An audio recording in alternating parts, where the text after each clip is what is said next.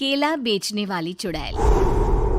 एक बार की बात है, जादूपुर नाम के एक गांव में करतब दिखाती एक औरत एक रेड्डी के लिए गांव में आती है।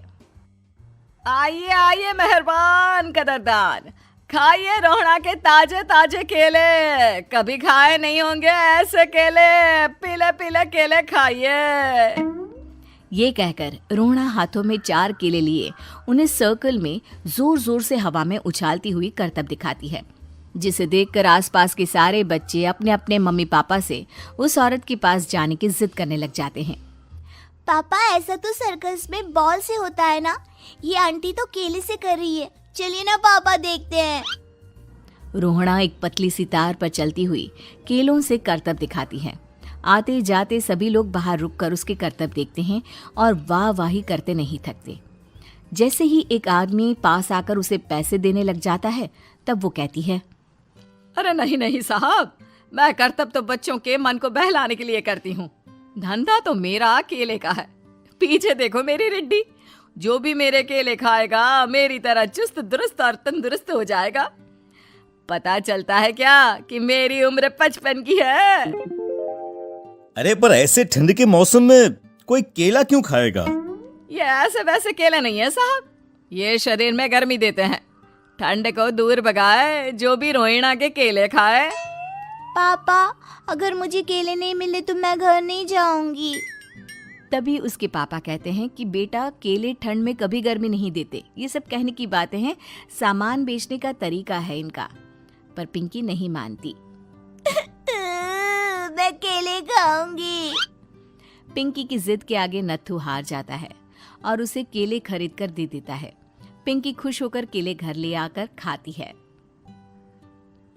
अब मैं भी करतब करूंगी, कितना मजा आएगा। जादुई केले। पिंकी पहला केला खत्म भी नहीं करती कि वो बेहोश हो जाती है। दूसरे केले से एक काला धुआं आता है और रोहड़ा चुड़ैल बनकर बाहर निकल आती है। मेरे भूतिया केले बच्चे न खाए, ऐसा हो ही नहीं सकता। जादूपुर वालों, कब तक बचोगे?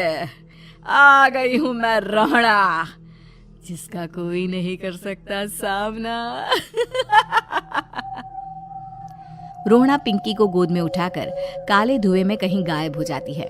शाम के वक्त नत्थू घर लौटता है और पिंकी को घर में ना पाकर उसकी माँ से कहता है, माँ पिंकी कहाँ है?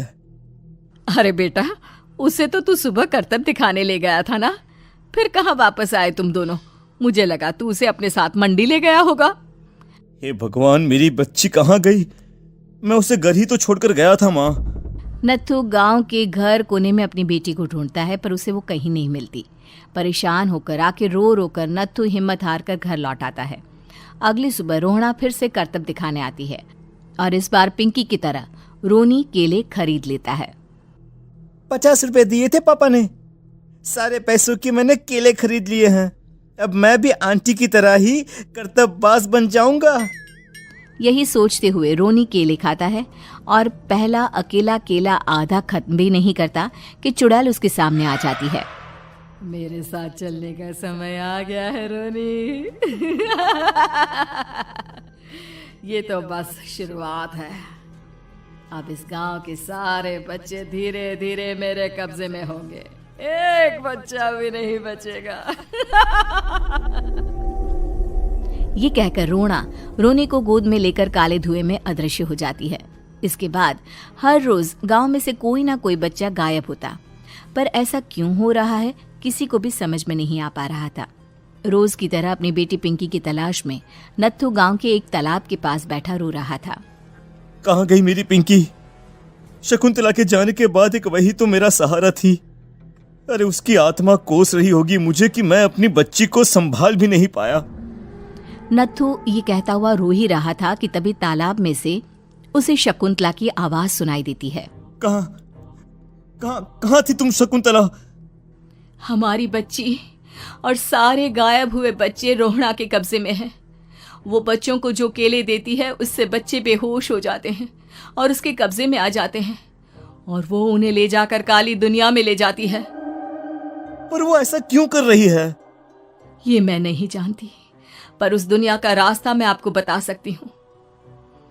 जहां ये नदी खत्म होती है वहां एक केले का पेड़ है, उसके नीचे एक दरवाजा है, वहीं से रास्ता जाता है उस दुनिया का। ये कहकर शकुंतला की आत्मा गायब हो जाती है। गांव के सभी लोग झुंड बनाकर उसी रास्ते से काली दुनिया में चले जाते हैं और वहां देखते हैं कि सारे बच्चे वहां काम कर रहे थे। पापा मुझे ले चलो यहाँ से। पापा पापा। सभी बच्चे अपने मम्मी पापा से लिपट जाते हैं। तो तुम लोग यहाँ तक आ गए? क्यों हमारे बच्चों को पकड़ लिया तूने? तुझे शिकार ही बनाना है तो ले, हम सब आ गए हैं, हमें खा ले। नहीं, मुझे बच्चे चाहिए, मेरे बच्चे के बदले तुम लोगों के बच्चे। क्या मतलब? मैं इसी गांव में रहने वाली एक औरत थी। केले की चोरी के इल्जाम में मेरे बेटे को गांव वालों ने इतना मारा कि वो मर गया। उसी दिन मैंने ठान लिया कि गांव वालों का भी वही हाल करूंगी। कुछ दिन बाद बेटे के चले जाने के दुख में मैं भी मर गई और मेरी भटकती आत्मा एक चुड़ैल बन गई। और फिर मैंने बदला लिया तुम सबके बच्चे छीनकर। बर्दाश्त नहीं कर पाए ना, सोचो मुझ पर क्या बीती होगी। हमें माफ कर दो रोना, पता नहीं ये किसकी गलती थी पर हम सभी माफी मांगते हैं। हमारी खुशियां लौटा दो, तुम भी तो एक माँ हो। गांव वालों की बात सुनकर रोना का मन पिघल जाता है और वो बच्चों को छोड़ देती है। उसके बाद काली दुनिया बच्चों के लिए जादुई दुनिया बन जाती है। अब कोई भी कभी भी वहां आ जा सकता था।